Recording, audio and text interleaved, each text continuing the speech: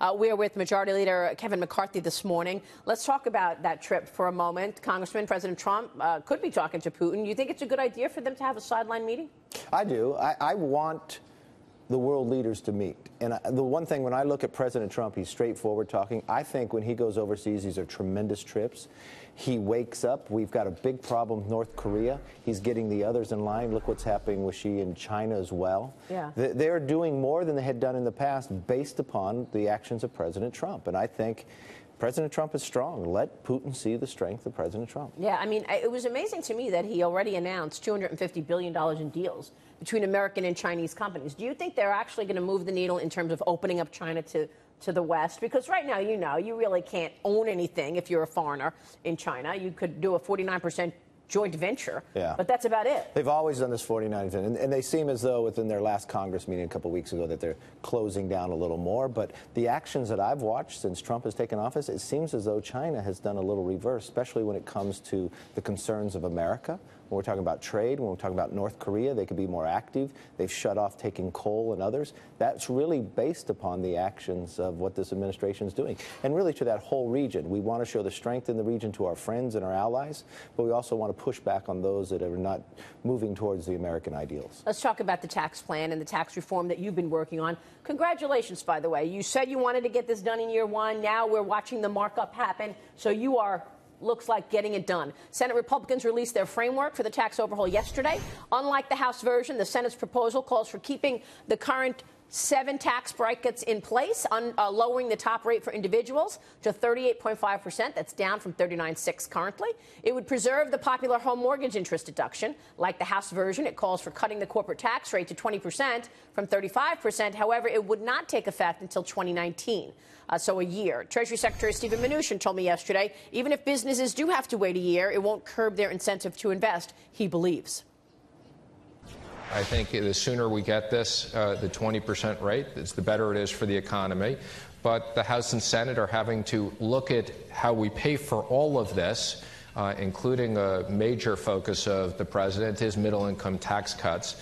So these are things that are still being discussed. Obviously, right away is better than a year, but a year is better than, obviously, a longer phase-in. So let's talk about that, Congressman. How much do you save by waiting a year? Is that a big deal that we're waiting a year the Senate wants to wait a year to put that 20% in? Well, they're looking at everything else they did in the plan. That's the tough part. You got to stay at 1.5 trillion. So everything has offsets of where you go.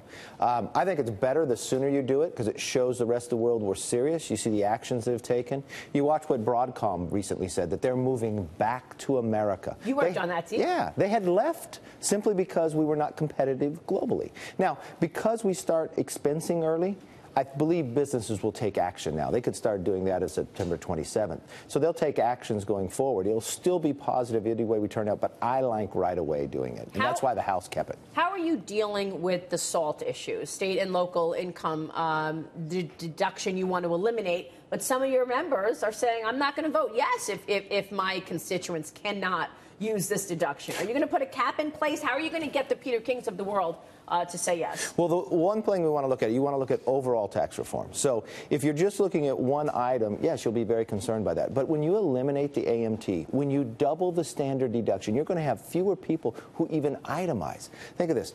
A family of 4 that's making $55,000, they won't pay any tax in that process. And if you eliminate the AMT, that is actually worth more than your state and local deduction. And that's why when you take the brackets going lower, think about it. The 10% bracket is now 0. Yeah. The 15 is now 12. And the way tax works is as you earn money and it goes up, that lower rate accumulates on each one. So everybody's getting a cut as you go down. So if you look at the final bill at the end of the day, you can show where you're actually saving money in the process. And in principle, is state and local the proper way to keep it when you're making one fair tax bill for the overall country? So you think eventually this will pressure governors and mayors to actually lower their taxes or rein in their spending? I mean, over time, I guess it will have an impact. Even if the impact means higher taxes initially for some New Yorkers and New Jerseyans. But see, that's the way we don't want to do. What we're trying to do here is change the overall tax reform so you actually lower it. For too long, our tax has been so complex where you had to have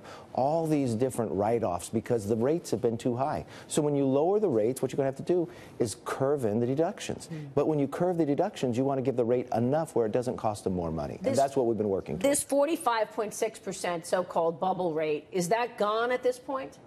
Well, in the House version, we'll go through and finish this. That's what Jagan's talking about when she says sneaky. I mean, we will. I know, but remember what this is. This was in Ronald Reagan's plan. And all it is it's recapturing, after you get to the 1.2 million, the savings you got at the 12% level. It's not a 45 on all your money. So it's recapturing that. And by doing that, you're pushing down the tax cuts to the lower middle class. That's the avenue of what they've done. But what I'd like to do is make it very clear, because it's very confusing to people as you go through. But this is really, in Ronald Reagan's plan, they had this and they pushed it up at the top level. And remember what we've done in the income brackets. We've raised those income brackets.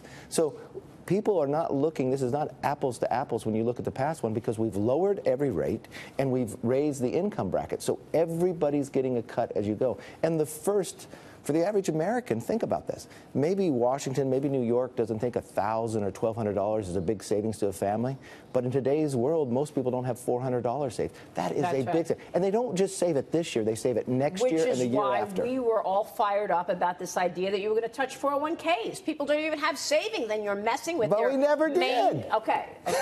So you're not going to. What's so amazing is everybody has this fear of everything else. And tax is complex. So we're trying to be fair. We're trying to make America competitive. No one's reining in about, think of all those trillions that are going to come back and invest in America. Think for one instance, at the very beginning, a couple is now going to save the first $24,000 they make instead of the 12. The standard deduction rate, that hits everybody in the process. But I know that the property tax at $10,000 that you've got in there is not going to be enough for some of your members. They're not going to vote yes on this plan. So the question of SALT, will you put a cap in so that some people will be able to deduct that state and local? You know what the average American pays in property tax? $2,500. Not in New York. We paid $2,500. Not in New Jersey. You know what? The policies of New York and New Jersey are pretty high and pretty liberal. I think people need to look at it. But that's why we went to $10,000. And when you do $10,000 in property tax, when you eliminate an AMT, and this is what's so important here, AMT is actually worth more. If someone's paying $5,000 AMT, it's worth about $15,000 Are you going to be able state to and convince local. these guys who say they're not going to vote? Look, we've sat down and we've listened to a great number of them. That's how the property tax deduction got put in. That was part of their ideas. And this is part of the process as you're going forward. And everything offsets one another. So now we've passed it out of committee. We'll now go to the floor. The Senate will pass their bill, and we'll go to conference. And then the final bill is what we'll look at. And then you think that final bill will be on the president's desk this year? Yes.